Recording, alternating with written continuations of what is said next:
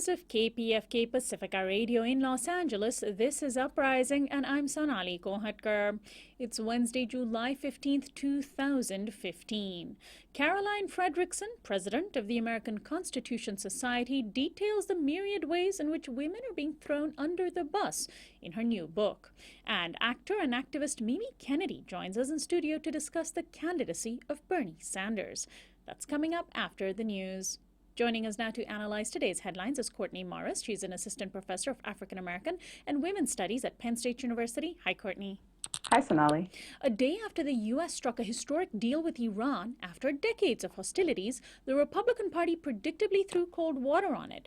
House Speaker John Boehner said the agreement is, quote, going to hand a dangerous regime billions of dollars in sanctions relief while paving the way for a nuclear Iran.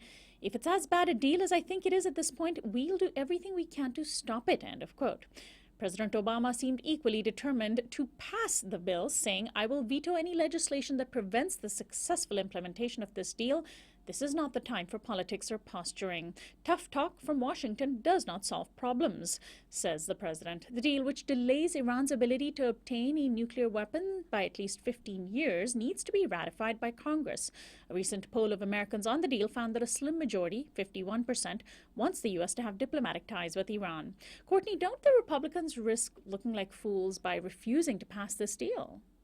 Well, quite possibly. I mean, it's apparent even at this early stage in the announcement that the negotiations have gone through that, you know, the tide of public opinion, both nationally and internationally, has been overwhelmingly positive about this agreement. Several states in the Middle East, including Iraq and Oman, as well as several of our European allies, have stated very clearly their support for this deal. And there's also been a large amount of support from civil society, both in the United States and abroad, including from more progressive organizations. And I was reading this morning that the Institute for Policy Studies was talking about how important this deal is because it will not only allow the United States to keep an eye, or the international community rather, to keep an eye on nuclear development in Iran, but that it also really marks a turning point in our relationship with that country and in U.S. foreign policy in the Middle East. As we've seen in the last few years, the situation in the Middle East has completely deteriorated, and this kind of diplomacy really, presents the possibility that we'll be able to treat Iran as an ally in dealing with the problems that we have created in the region. So this is a hugely important deal and one that many people support, even if Republicans can't seem to get on board. And just as Greece was agreeing to deal with Germany on solving its fiscal crisis through more cuts in exchange for cash, the International Monetary Fund this morning said it would not agree to a deal unless it included debt relief.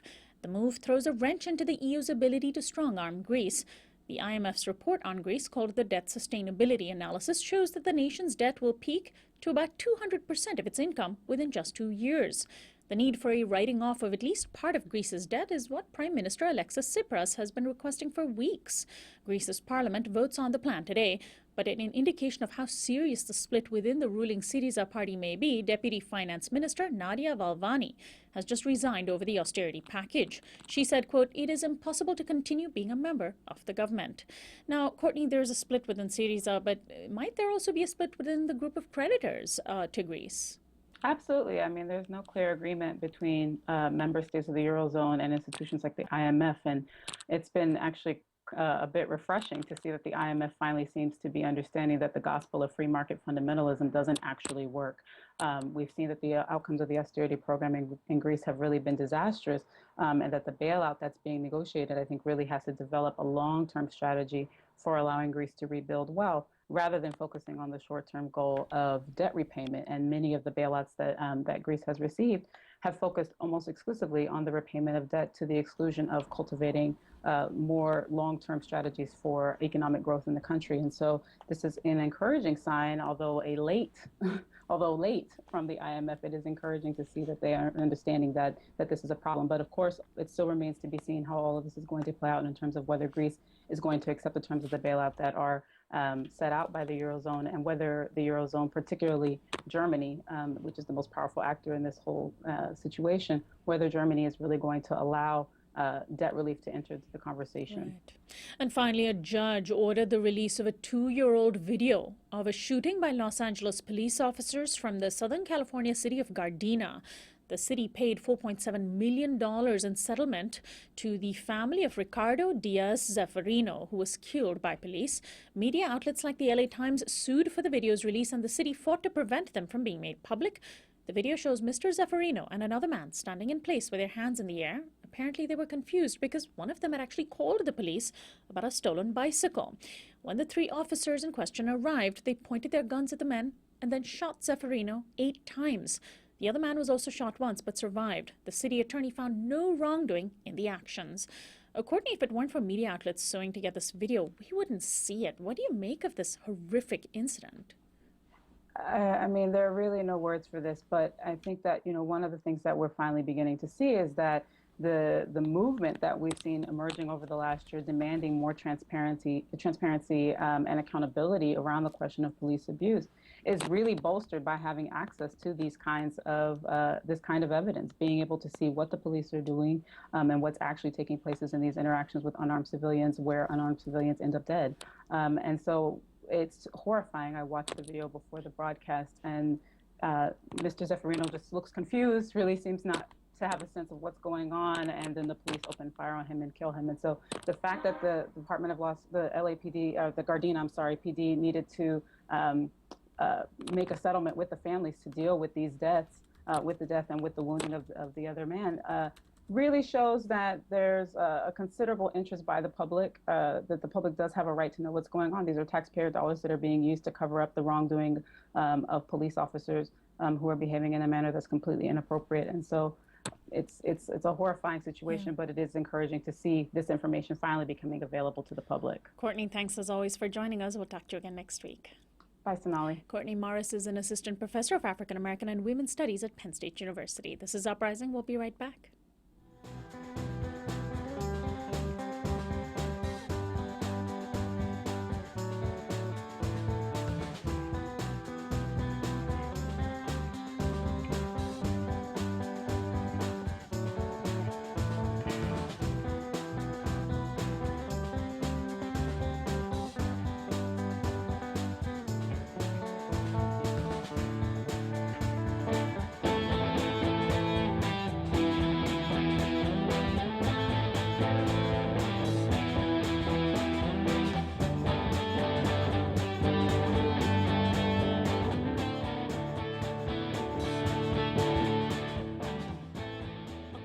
Uprising. I'm Sonali Kolhatkar. A new United Nations report has found that women worldwide earn significantly less than men, even though they're working longer hours. Despite the growing visibility of women in higher tiers of the corporate world, by and large, women are nowhere close to achieving wage parity. Here in the United States, women are ranked 65th in wage parity as raised by presidential candidate Hillary Clinton in her recent address to the Women in the World Summit in New York City. Now, Caroline Fredrickson, president of the American Constitution Society, details the myriad ways in which women are being thrown, quote, under the bus, which is actually the title of her new book. Caroline Fredrickson is also a senior fellow at Demos and has written about many important constitutional issues. She's also the former director of the ACLU's Washington Legislative Office and was general counsel and legal director of NARAL Pro-Choice America. Welcome to Uprising, Caroline. Thank you so much, Sonali. It's a pleasure to be on. Now, broadly speaking, I suppose we shouldn't at all be surprised at the global state of women's workplace inequality. It's this concrete measure of historical sexism that's been around probably as long as our species has, right? Well, it's hard to know actually how much has been around since the beginning and how much we've just seen happen through culture and discrimination and so forth. So I always hesitate to sort of agree to that kind of a scenario because it makes it sound almost like it's a natural occurrence and that it's built into the genders. Right. Now, your book focuses primarily on women in the U.S. and as the world's supposedly most wealthy and advanced nation, a beacon for democracy and equality, is it all the more shocking given how low we rank on a global scale for things like women's wages? And in fact, where are we on the global scale?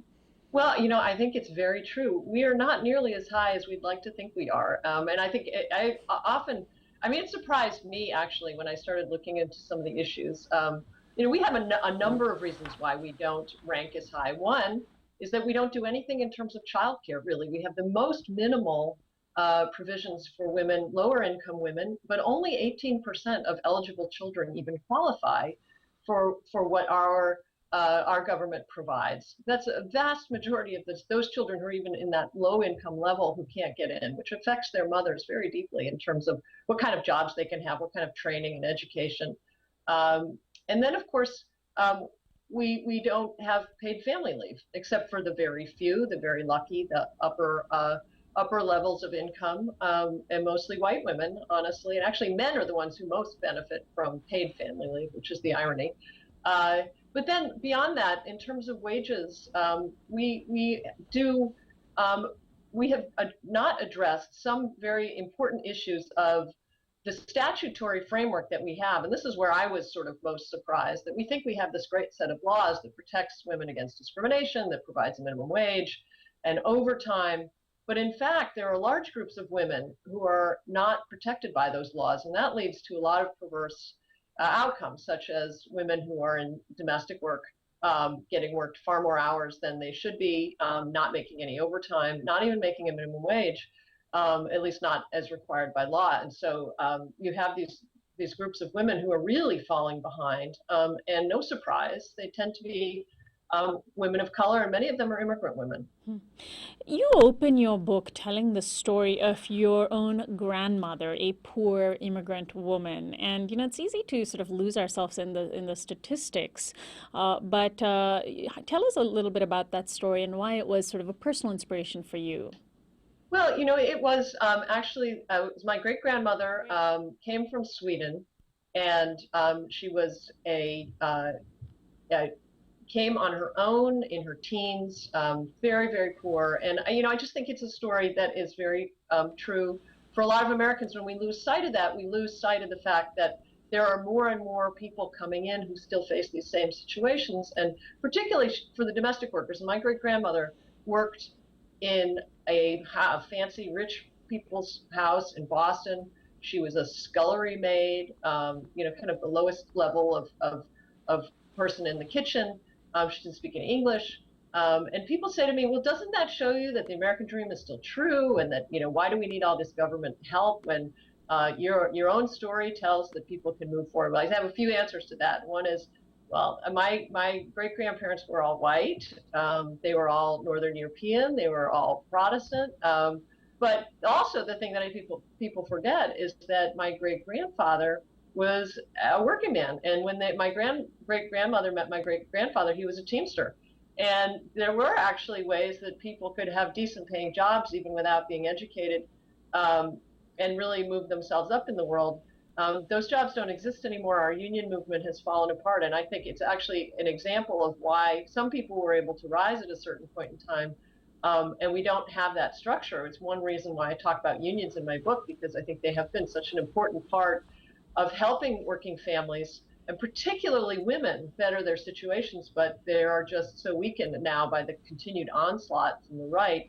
And I certainly think it should be a major focus of policies to figure out how to improve people's access to organizing. So on the issue of unions, we know that there's a strong correlation between union representation and overall wages being higher for those people who are unionized. But what about wage parity? Do women represented by a union tend to have wages that are more equal to the men in that union? Or do we know that data? Absolutely. No, it's absolutely women who are in organized jobs who have a union have much closer wage parity. Not only that, but they have much better benefits. They have much more flexibility in their schedules, much more likely to have paid leave.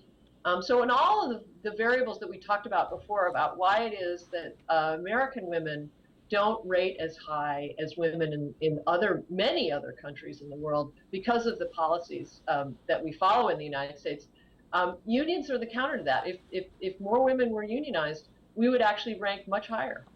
Now, how disproportionately represented are women in not just low-wage industries, but also tipped industries? On our program, we had had a real close look at how tipped workers are being thrown under the bus, to paraphrase your book title, even compared to other low-wage workers in the fight for a higher minimum wage. But it's often, or it's a majority women, I understand, that are part of the tipped workforce. Absolutely, more than a majority. It's almost three quarters. And most of those workers are in the restaurant industry, which is not surprising, but they're also, they work at hair salons and manicurists and so forth. And the ugly reality is that we haven't raised the tip minimum wage since the early 1990s. It's $2.13 an hour. I mean, people don't even seem to realize that. And when I tell them that, it just produces this look of incredible surprise that somehow that could be the wage that anyone in the United States would make. But we forget that. And I think many people forget that when they go out to eat and they go to a restaurant. But particularly if you're in one of where most of the women dominate is in these sort of casual restaurants. It's a macaroni grill or a place like that. People don't really think about leaving a tip, but we shouldn't actually expect these workers to have to, depend on people feeling particularly generous that day. The idea that there's not just a base minimum wage for all workers, and in fact, it should be much higher, far more higher than it is, and that's why I'm very taken by the fight for 15. But even if we can get to 12, that'll bring people up somewhat, but we cannot leave the tipped workers behind. Because that's leaving women behind. It's absolutely Now, leaving women behind. what about, you mentioned manicurists. The New York Times recently had this lengthy expose on the nail industry in New York, Los Angeles, and San Francisco. The reporter, Sarah Maslan-Neer, found that, quote, among the more than 100 workers interviewed by the Times, and this is of the workers in New York that she interviewed, only about a quarter said that they were paid an amount that was the equivalent of New York State's minimum hourly wage. All but 3 workers, however, had wages withheld in other ways that would be considered illegal, such as never getting overtime. I'm guessing you're not very surprised by these findings.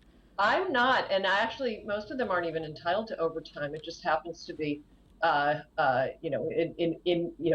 different examples. But if you work for a small business, or your particular independent contractors, a lot of manicurists and hair women who work at hair salons are actually treated as independent contractors, so they're not even guaranteed overtime. I think New York is more protective in that regard. But that is absolutely common. One of the big problems with the tipped minimum wage is that the enforcement is very complicated, because what has to happen in theory is that a worker is entitled to a minimum wage. But with tipped workers, what we're assuming is that somehow between the tips that they get will bring them up to the minimum wage. Whereas sometimes you have employers, restaurants that will say, oh, you actually made more than the minimum wage, so we're going to withhold some of your pay because you shouldn't make more than the minimum wage. But in fact, there are many, many occasions, and there have been a lot of lawsuits that document this, not enough, unfortunately, because so many women are not being paid their wages, but that show that it is certainly a good bet for companies not to sort of fill in above the tipped employee to the minimum wage level, because it's so hard to enforce that almost always the employer is going to be getting work at almost slave labor prices. Right. And of course, many, many women, perhaps the majority in, for example, the nail industry, which we were just talking about, are also immigrant women. How are particularly undocumented women in the country faring in terms of wages? They have that added layer of vulnerability of being undocumented. No, absolutely right. It's really complicated.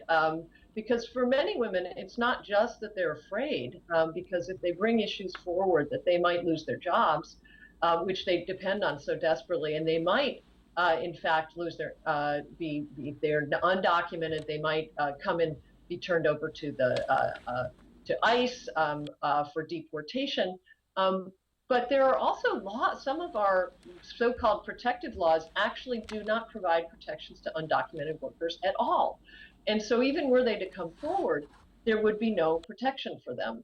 So it is really a completely perverse system, that we should recognize that workers have rights and keep our immigration questions and enforcement issues in terms of our border separate from worker protections, because if you don't, and if they start to mix, then all of a sudden we get these very perverse incentives where employers really have workers over a barrel. They'll hire undocumented workers, and then they can threaten to deport them if an undocumented worker dares to raise issues about not being paid a minimum wage or getting overtime. And one area where this really plays out is in sexual harassment. And particularly for immigrant women, they work in a lot of types of jobs like farm work, domestic work, where they are highly subject to sexual harassment. And the obvious problem is they're not protected by the law, and they're highly dependent on their employer. And there have been some really, really heartbreaking reports documenting the types of sexual assault and even rape that happen to women with really no recourse. Now, Caroline, we just talked about tipped workers. There's also temp workers. And in your book, you talk about the rise of the permanent temp. How serious a problem is this and how vulnerable are women workers when they're essentially just kept on temporarily, indefinitely? Well, this is an issue that I hope we can build common cause across genders and race, because this is the issue of now and of the future. The rise of the temp workers is a phenomenon in which more and more companies are hiring temps when they have maybe at least decently paid workforce, and they start creating a two-tier workforce, and they bring on temps through temp agencies that hire them at lower wages and lower benefits. And this has happened with some of the big car companies in the South. Nissan is somewhat infamous for having the majority of its workers in Tennessee are actually temp workers. And so what it does, it bifurcates the workforce, but not just in terms of wages, but also in terms of general protections for workers, because temp workers are also, and this is really, as you can see, it's a major theme of my book, but the exemptions that we have in our laws allow employers to really manipulate the status of employees, and that's whether you're called an independent contractor or a temp worker or a part-time worker, that those kinds of designations really allow the employer to reduce the number of workers they have to protect against discrimination, that they have to provide a minimum wage to, or overtime, or that are allowed to even join a union. And so women are obviously, we are the ones who are most vulnerable. And so this group of temp workers there are very many women. And I think, but we really need to wrestle with this in the United States, because this is a pattern and a paradigm that more employers are adopting, and more and more men are going to be affected by this. And actually, on this issue of men versus women, how do you respond to those who might say, well, all workers are suffering in this economy, that we should be fighting for all workers' rights? Why are you just pointing out the fact that women workers are being screwed over, thrown under the bus? Well, exactly. And I pointed out because, as I said, I think women are the canary in the coal mine. Women have experienced more quickly and more deeply the types of fragmentations in our workplace that are now becoming more and more mainstream. And so I raise this because the kinds of exemptions that have affected women, including categories of workers who are left out of our labor protections. Those kinds of jobs are the jobs that are becoming more and more prevalent in the American economy. So a lot of service jobs are the ones that the Department of Labor has identified as the fastest growing and the ones that are likely to have the most number of employees going forward. So, I think that looking out for women, who are, by the way, the 51%. So I think when you start caring about women workers, you are actually caring about the majority of workers. But really, these types of trends are expanding. And employers are exploiting them. And so, I really think it's an opportunity, through calling attention to sort of the origins of many of these holes in our labor protections, which come out of a history of racism and misogyny. But looking at that and then sort of seeing where it goes, you see more and more employers taking advantage of these kinds of loopholes that were created initially during the New Deal to make sure that African Americans living in the South couldn't take Right. advantage of the right to organize or get a minimum wage. Caroline Fredrickson is my guest, and we're talking about her book, Under the Bus, How Working Women Are Being Run Over. We're going to take a short break, and when we come back, I want to discuss some of the corporate responses to women's conditions in the workplace. We've heard of leaning in or opting out. Stay tuned.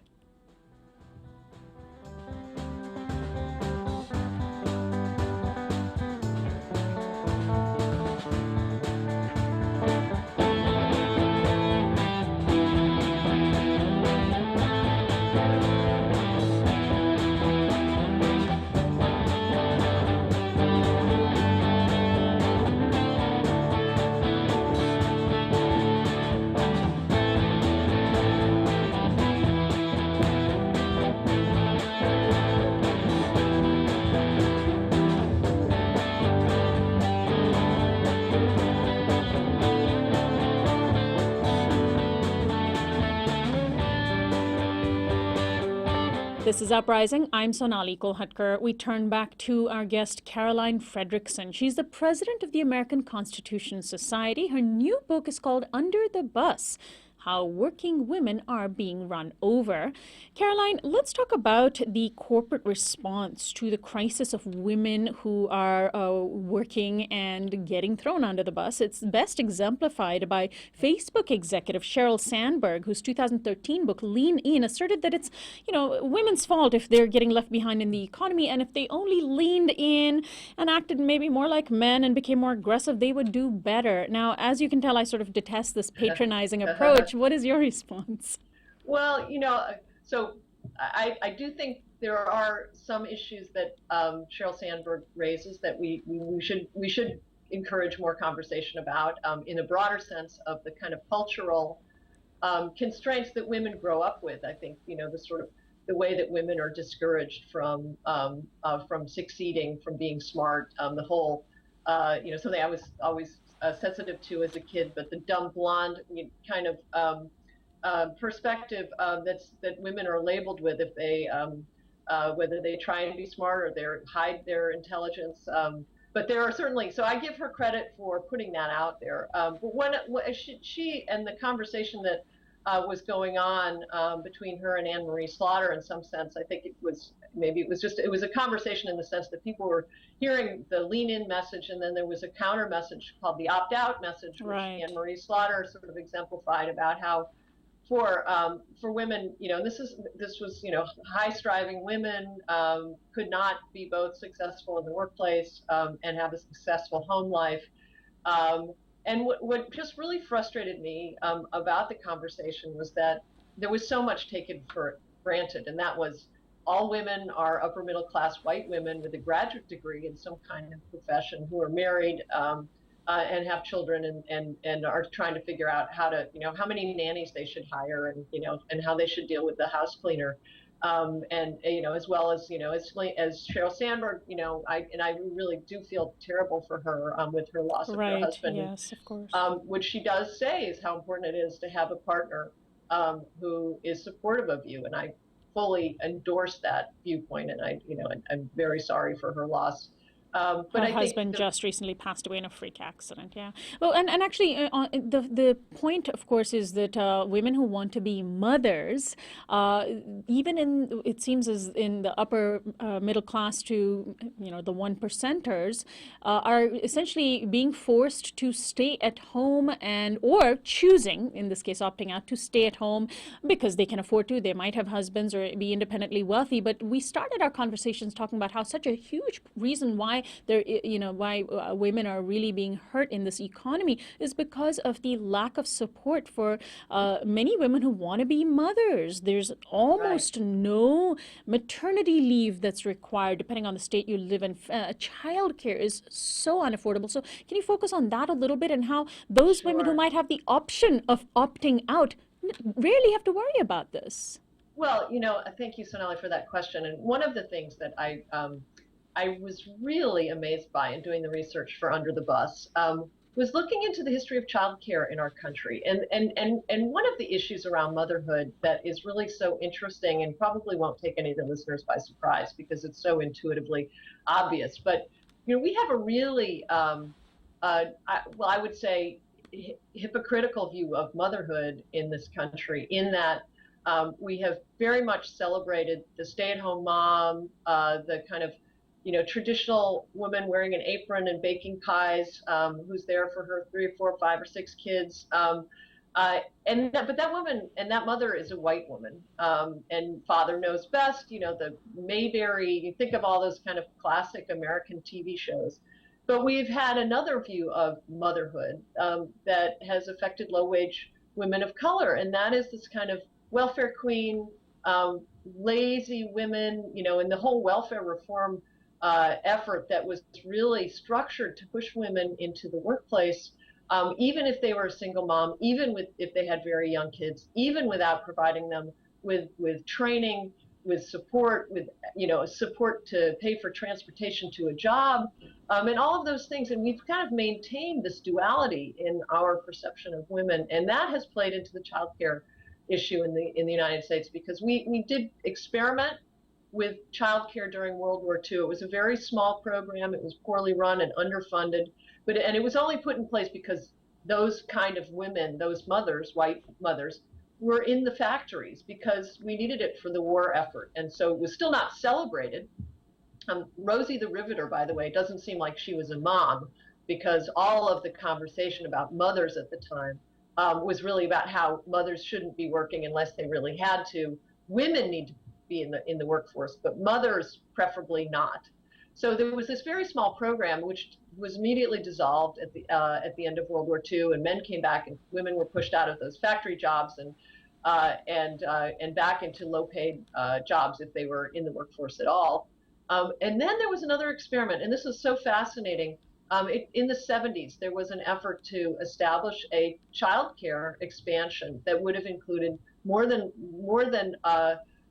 Head Start includes, to have a broader base of families, and really, sort of up into middle income families who would have been able to benefit from starting to create a kind of extension of our public school system. But the same groups that organized to defeat the Equal Rights Amendment organized to defeat the child care law. Of course, right. And there was this group, and this is, it's sort of funny, except that the consequences are so tragic, but there was a group called the 4 Ws, which meant women who want to be women. Literally, wow. This was, and they were active in the ERA fight, and they led the charge in getting President Nixon to veto the legislation. They described how these terrible feminists were going to be breaking down the family and taking their husbands away from them and perverting their children, and and all sorts of crazy things. But as a result, the women who really needed this help, women who can't opt out, and to go back to that conversation, the real needs for childcare are not for the women who struggle with, should I stay home or should I work? And it's a choice. What are the sort of cultural issues? And but it's for the women who really don't have a choice. I have no problems with women who want to stay home and raise their children at home. If that is really a choice, that's great. But what worries me a lot more is the women who don't have a choice at all, because they really they need the money. And when childcare is so phenomenally expensive in this country and so unavailable for low-income families, we have a real situation, because, as I looked into some of the data for Under the Bus, I looked at the Department of Labor data on childcare arrangements, and they have a whole category that's called self-care. So I'm sure I don't need to spell that out for the viewers what that means. Self-care. Yes, it's just, I could not believe the euphemism. When we're talking about leaving kids alone, it is a phenomenon that was documented at the beginning of the 20th century, when people used to chain their kids to tables so they could go off to the factories, because they couldn't really put them anywhere, and there wasn't accessible childcare. Well, we're still in that situation. People may not be chaining their kids to the table, but they don't have anywhere to put them if they can't find family members to take care of them. It's a desperate struggle to pay the extraordinary cost of childcare. My guest is Caroline Fredrickson. She's the president of the American Constitution Society, and her book is called Under the Bus, about how working women are being treated by the U.S. economy. This is Uprising. When we come back, actor and activist Mimi Kennedy joins us to discuss the candidacy of Bernie Sanders. Stay tuned.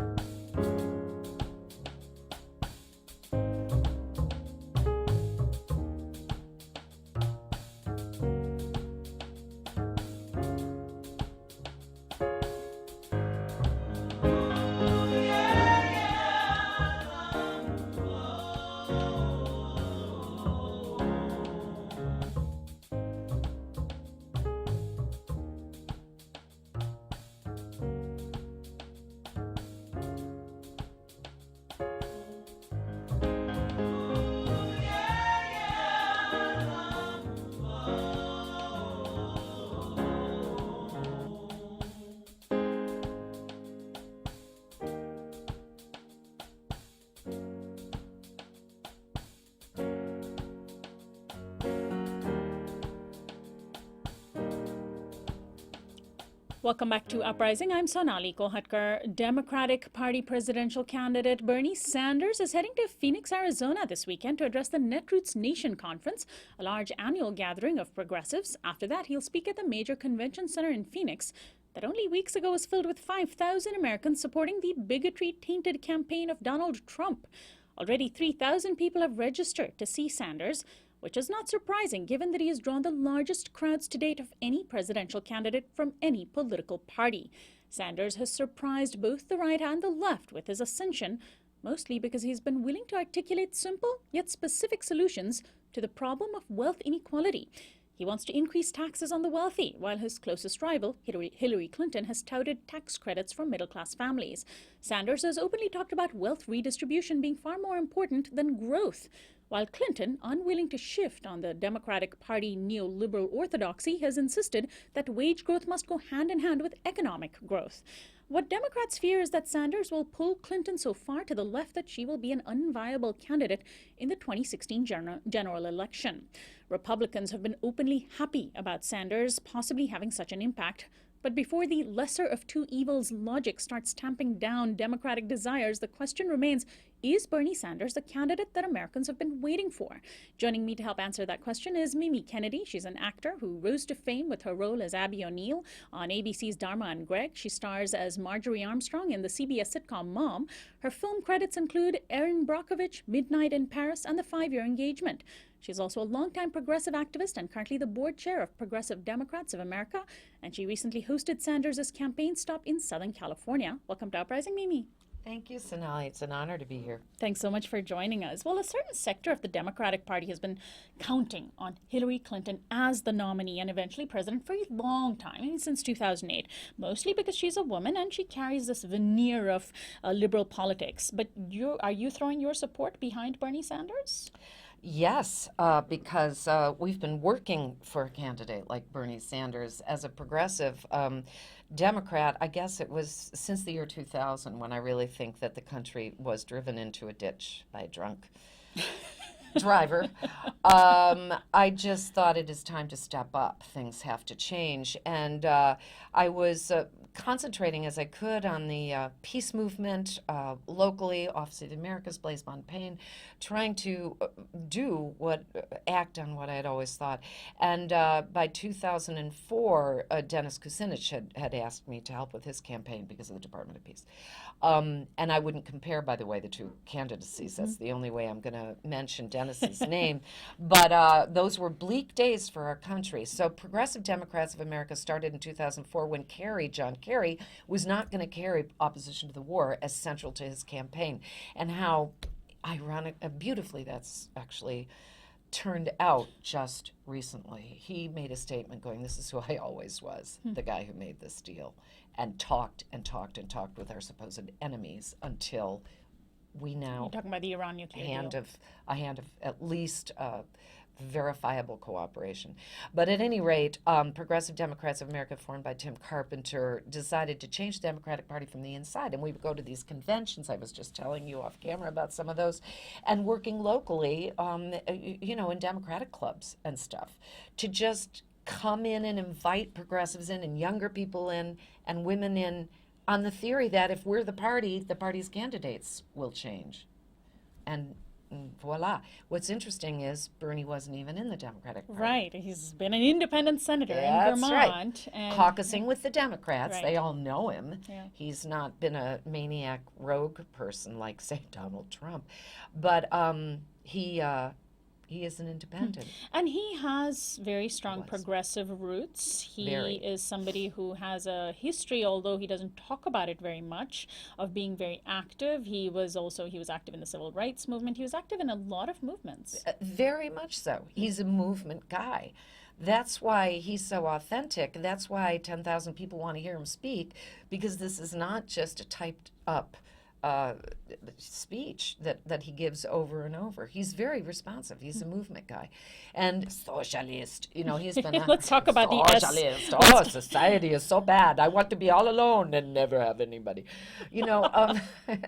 He, as a socialist, he has long believed in the vision, not in any particular nation's expression of it, certainly, but in the vision of mutual help. Well, look at the Constitution and the preamble, in order to help with our common welfare. That's the deal. He describes himself as a democratic socialist, which, I imagine he is probably has more in common with Scandinavian politics of social democrats, someone who wants strong controls on capital in the interest of income equality.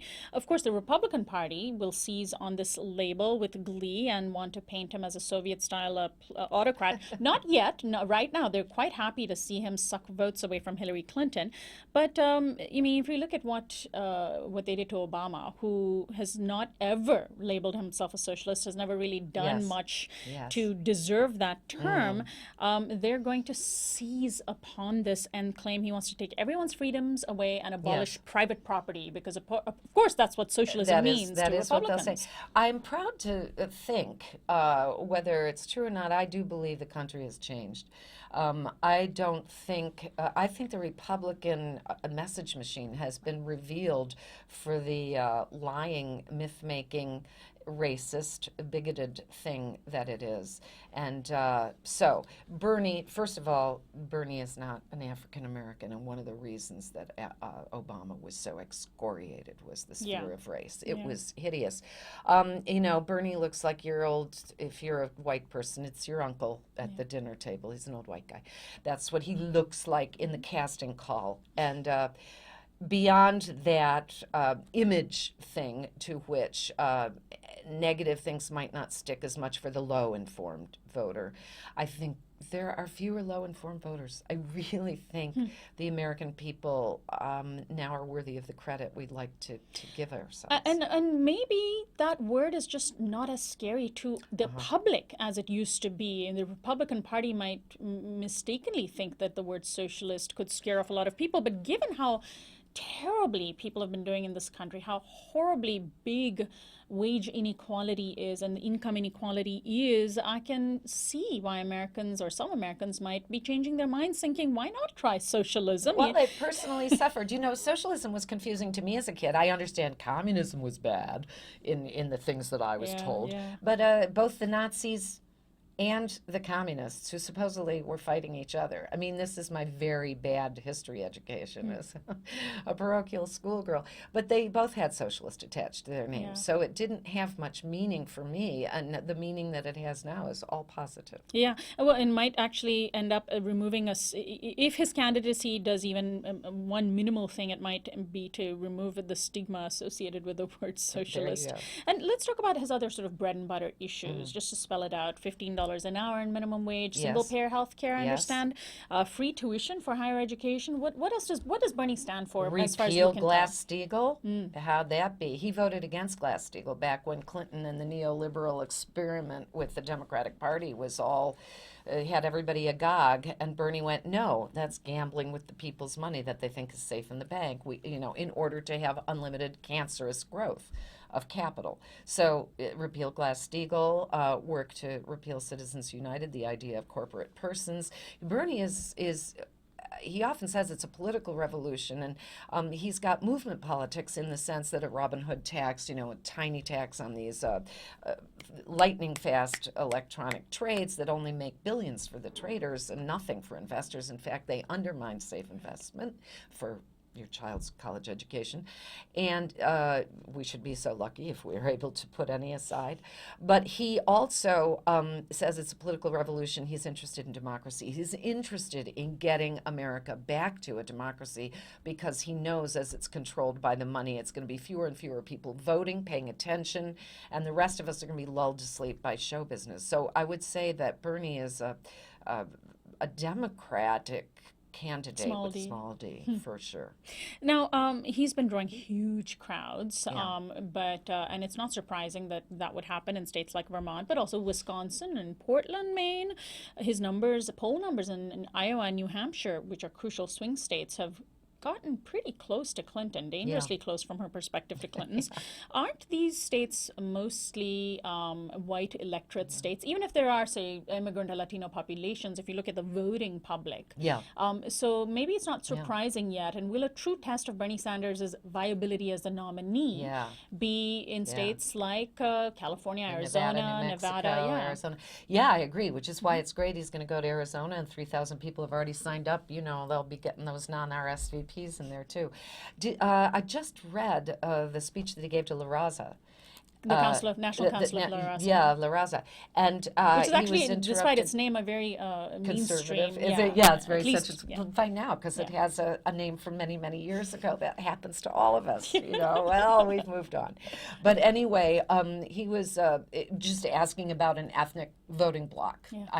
Question. Here are people that have been identity politics doing that for a while as a very smart strategic voting strategy. Let's inform our people. And he got twice as much applause as Hillary Clinton did. And I looked at the speech, and it was pretty thrilling. I mean, it's the DREAM Act. It's everything that Arizonans were marching. I remember going and marching there against 1070. Once you get into presidential politics, you are dealing with older organizations, more centrist organizations. That's why I didn't. We tried to change the Democratic Party from the inside, where it wasn't so old, where, the grassroots, where it's just coming up now. Bernie is kind of the flowering of this, but when you ask the question, and this comes up always, and, they're going to vote this, the Latinos are going to vote that, separating. Bernie doesn't like all that, and yet, of course, when he's actually addressing it, at this point, the American people, 99% of us are all those organizations. And what was required is an authentic economic response to people's suffering and environmental response to people's suffering, because it's bad enough in the capital markets now because of the gambling that's gone on. But the environment is going to be a big issue. And he's strong on climate change. But on this issue of, for example, specifically black and brown voters, these are constituencies that have fairly faithfully given their votes to the Democratic Party.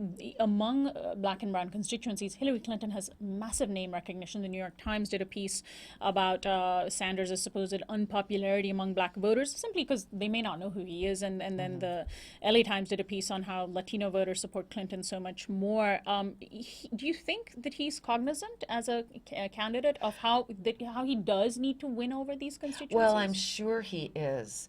I don't think that the campaign is filled with the Joe Trippies and the James Carvilles of the world. I'm not sure they're thinking in those terms. They're trying to introduce Bernie to people who don't know him. That's what I tried to do at my front yard. And when they know him, they go, oh my God, this guy is authentic. And then you go back to his past and you see that he was down in Mississippi. You see, that's what he was doing as a young man. then you realize this guy's been doing this all his life under an independent banner. And we begged him to run as a Democrat. I think you're going to ask a question about the third party thing. No. Yeah. Yes, I will ask if we have time about the Green Party, but and other independent other parties. But let's also talk about one issue that comes up often, and I think legitimately so on Sanders. Recalcitrance among progressives with Sanders is about Israel. On the issue of Israel, last year he shocked many people. Last summer, this was just as the brutal Israeli war on Gaza was just wrapping up, and he defended Israeli aggression on Gaza at this event that was videotaped. He says he believes in a two-state solution. He's visited Israel many times. He's lived on a kibbutz. Is he what people would call a PEP, a progressive except Palestine? Except for Palestine. Because you that is a know, concern. having bumped into a lot of the PEPs, he's not, in my opinion. I mean, I'm not a spokesperson for the campaign, but in my opinion, having worked for 12 years and always running into this, which to me leads to what I call warmongering. Because if you're going to take one stand and never move, where are we? Except for we're going to have perpetual war. And why? It doesn't benefit anybody, including Israel. So he's different. I like that he did not go to Netanyahu's speech. He eventually called the Gaza thing disproportionate. You know, Do you think he can be mild moved? to us, but Right. you know. Can he be moved on the issue of Israel? I Because think if he there's room definitely- for movement, You know, one progressives thing I noticed might is have some hope. he wanted, he was supportive of the Palestinians' moves at the UN for statehood, as was I. I thought this was really going to be the moment where Palestine became state, whether anybody liked it or not. And he was supportive of that. And of course, our government managed to quash it and obstruct it. But if he were president and he were supportive, that would be a change for our policy. So I do believe, and I think that the legislative director of the Jewish Voice for Peace, I just read that he's more hopeful. I can only say from my experience, he is nothing like the Democrats who are progressive on everything I mean, and if you compare, except right. Israel. Yeah. If you compare specifically Hillary Clinton's statements Very on much Israel, so. she Or- basically is in bed with Netanyahu. Let's also talk about the issue of gun control, which might be another possible disappointment for progressives. Last week at a campaign event, and this just came up, an activist with the group Moms Demand Action for Gun Sense in America, this activist asked Sanders about his position on gun control. She specifically asked him why he voted in favor of a bill that prevented gun manufacturers from ever being sued. And this is how he defended it. It's a lengthy quote. He said, "I come from a state where tens and tens of thousands of people hunt and do target practice. I understand that guns in my state are different than guns in Chicago or Los Angeles. People in urban America have got to appreciate that the overwhelming majority of people who hunt know about guns and respect guns and are law-abiding people. That's the truth. And people in rural America have got to understand that in urban area, guns mean something very, very different." I wasn't quite sure where he was going with that, but so Sounds soon like after. he'd certainly be for local control. Like, wasn't Chicago passed? They banned guns from the city environs. I'm trying to remember this, and I'm not sure I have it right. But then, of course, it goes immediately to court, and the NRA says you don't have the right to do that as a locality. Well, it would seem to me that if Bernie Sanders were president, he would definitely appoint Supreme Court justices who knew the difference between being Chicago and wanting to ban guns in the city environs, and have them in Vermont. That's, again, not a spokesperson for the campaign, but after 12 years of activism, I'd be okay with that. Well, he has a mixed record on gun control. There have been times he has voted in favor of gun control and other times that he hasn't. And, certainly having a realistic assessment of any candidate is important for all of us, going in with our eyes open. Yeah, right. It's, absolutely. He just a couple of things. In 1993, he voted against a Brady background check bill, which was disappointed a lot of crazy. folks. Yeah, and that's bad. he voted to allow guns in checked bags on Amtrak. And which is one thing I was surprised by. After the Sandy Hook massacre, he told a magazine, "If you pass the strongest gun control legislation tomorrow, I don't think it will have a profound effect on the tragedies we have seen." It sounds like Vermont might have cocooned him a little bit. bit. Got a big NRA thing up there. Yeah, I don't know. That'd be a great place for progressives to pressure Mimi, if a you help me get Sanders an interview with administration. Sanders, I will ask him the question directly. All righty. Let's talk about Jill Stein of the Green Party. Uh-huh. She is considered the presumptive nominee of the Green Party. For a long time, progressives, including progressive Democrats, have, shown support for the Green Party. Yes. She ran for governor of California. There's been, I understand, some conflict within the Green Party between people who are backing Sanders versus Stein. What do you make of that? Well, again, PDA started in order to get Greens into the Democratic Party because the third party effort in the United States of America is too expensive for grassroots activists to be able to handle. So we've said we're going to try something different. We're going to try to use the money and the leverage of the Democratic Party to be Greens or Green-like. And so I think that the party, I'm not inside the Green Party, and I think that they're great people, but I do believe, I have nothing to say about that other than I know that I have always argued with everybody, don't do a third-party progressive thing because the Republicans committed election fraud anyway. Well, they're thrilled to have a reason to make it look like they're winning when they're really not. If Sanders doesn't win the Democratic nomination but ends up running independently, and actually maybe I should ask you this, will he end up running independently? I don't think he will. I think He'll he knows back out. very well. He doesn't want to be Nader. No, and he doesn't. Why do you run for president? I mean, are you trying to? Sarah Palin did it so she could be famous in show business. I understand that kind of desperation. I wouldn't have chosen that path. But she, he would have no reason to do that, I don't think. The idea of I want to give somebody to vote for, if it's ultimately going to elect a Republican administration that's going to take us to war, again, perpetual war, income inequality, not repeal Glass-Steagall, Citizens United remains. Why would anybody do that for egotistic reasons? I don't think Bernie Sanders would. Well, there's also a Democratic candidate that no one's talking about. His name is Martin O'Malley, former governor of Maryland. The Atlantic said he might be the most ignored candidate of 2016. And they said he ought to be a Democrat's dream candidate. In 2 terms as the governor of Maryland, he ushered in a sweeping liberal agenda that includes gay marriage, gun control, an end to the death penalty, in-state college tuition for undocumented immigrants. What's not to like?